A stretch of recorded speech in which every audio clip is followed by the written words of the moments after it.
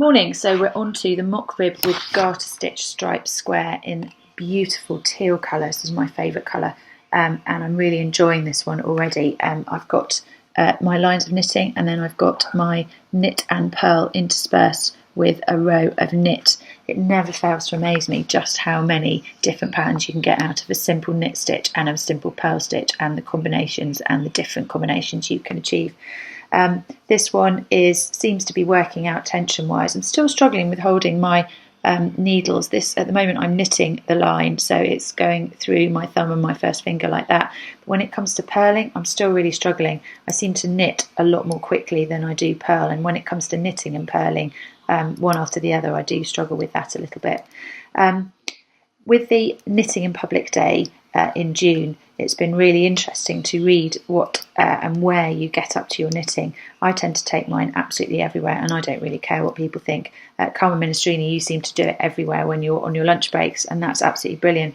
I loved your story, Anthony Willoughby, of your friend outing you as a knitter in the middle of a busy fish and chip shop. I thought that was absolutely fantastic, and good on you for going public.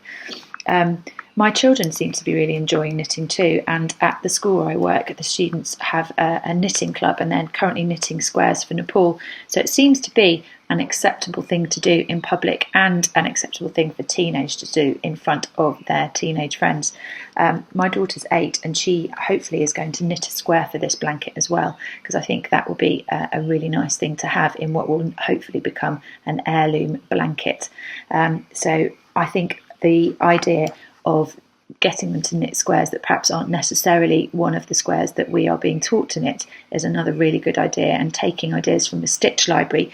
Vicky Jameson, you're doing that, and adding your own squares into the blanket is a brilliant idea, and I think it's one I'm going to do, because I think some of my squares are a bit dodgy, so I may well have to fill some gaps with my own squares, so I'm going to have a bit of a go at that.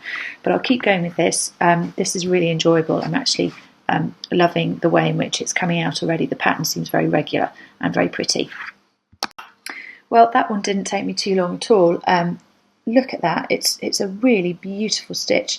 Unfortunately, my wool snapped in the middle, so I actually had to knot it back on, and you can see there's a bit of a knot there, but luckily it fell on the back of the pattern, so it's not too bad.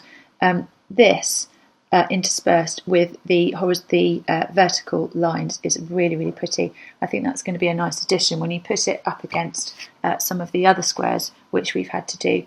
I think this is going to look really, really beautiful. Texturally, it's one of the better ones, I think. So I'm looking forward to putting that with what is becoming an increasingly large pile of squares waiting to be sewn together. I know we've got a long way, but I am very attached to this blanket already, and each square has a little memory, so if my daughter can add to that, then I should be very, very pleased. So good luck with this one. I think you'll find this one a really pleasing one to do.